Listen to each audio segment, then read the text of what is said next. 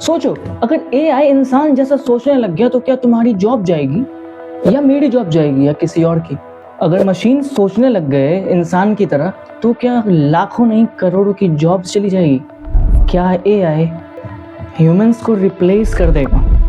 Artificial intelligence एक ऐसा invention जिसकी शुरुआत सिर्फ एक सिंपल सवाल से हुई, क्या मशीन भी सोच सकते हैं? और सबसे शॉकिंग बात, जब ये क्वेश्चन पूछा गया तो कंप्यूटर्स अलमीरा जितने बड़े होते थे और काम सिर्फ कैलकुलेटर जैसा करते थे। लेकिन कुछ लोगों का दिमाग कुछ अलग ही लेवल पर चल रहा था।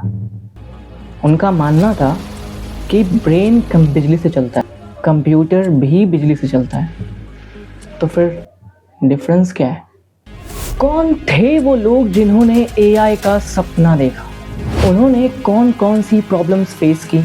उन्होंने ये कैसे इम्पॉसिबल टास्क को पॉसिबल बनाया? तो एंड तक बने रहो। एंड में मैं तुम्हें एक ऐसी सच्चाई बताने वाला हूँ जो डिसाइड करेगा कि एआई तुम्हारी जॉब लेगा या तुम्हें और भी ज़्यादा इंटेलिजेंट बना देगा। तो चलो वीडियो शुरू करते हैं। सोचो ज़रा, आज हम एआई इतना ज़्यादा यूज़ कर रहे हैं, chatbots, voice assistants, self driving tech, पर क्या तुम जानते हो एआई का आइडिया कंप्यूटर्स के आने से पहले ही इंसान के दिमाग में आ चुका था। हाँ भाई, 18वीं सेंचुरी में ही लोग इंटेलिजेंट मशीन्स इमेजिन कर रहे थे। कहानियों में, मिथ्स में, साइंटिफिक डिस्कशंस, लोग सोचते थे क्या कोई ऐसा मशीन बन सकता है जो इंसान की तरह सोचे। सपना तो देख लिया, पर एक ही प्रॉब्लम सामने थी, बनाएंगे कैसे? क्योंकि उस वक्त का कंप्यूटर ना ज़्यादा फास्ट था, ना ज़्यादा टेक्नोलॉजी थी, बस उनके मन में एक डिटर्मिनेशन थी।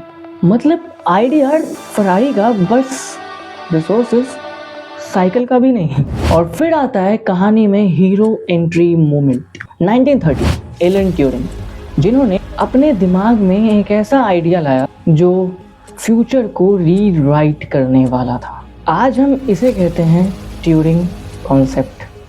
अब ज़रा दिमाग लगाओ, ये मशीन तब बनी भी नहीं थी, बस एक थ्योरी थी। लेकिन कंप्यूटर आने से पहले कंप्यूटर का ब्लूप्रिंट रेडी था। ये लेवल का विजन होता है एक जीनियस माइंड का। फिर उन्होंने 1950 में एक पेपर लिखा, कंप्यूटिंग मशीन एंड इंटेलिजेंस, जिसमें उन्होंने एक ऐसा सवाल पूछ दिया जो फ्यूचर को हिलाने वाला था, कैन मशीन्स थिंक? जो सवाल आज भी साइंटिस्ट और फिलोसोफर्स को डिवाइड करते हैं। सिर्फ सवाल नहीं, उन्होंने डिज़ाइन भी किया, एक टेस्ट सिंपल था पर माइंड ब्लोइंग। अगर कोई मशीन कन्वर्सेशन में ह्यूमन को कंफ्यूज कर दे, जैसे होता है ना कि हम एआई से बात कर रहे होते हैं तो हम कंफ्यूज हो जाते हैं कि हम किससे बात कर रहे हैं, असली सामने बैठे ह्यूमन से या एक मशीन से।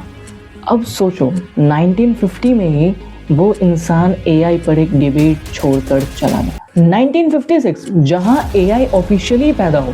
अब सोचो, एक नॉर्मल सा कमरा है, वहां पर साइंटिस्ट बैठे हैं और वो सिर्फ इस बात पर डिस्कशन कर रहे हैं कि चलो मशीन को इंटेलिजेंट बनाते हैं। साउंड्स क्रेजी ना, पर ये सच है। 1956 में एक वर्कशॉप हुआ, Darth mouth summer research project, और वहीं पर एक कॉइन फ्लिप हुआ, आर्टिफिशियल इंटेलिजेंस।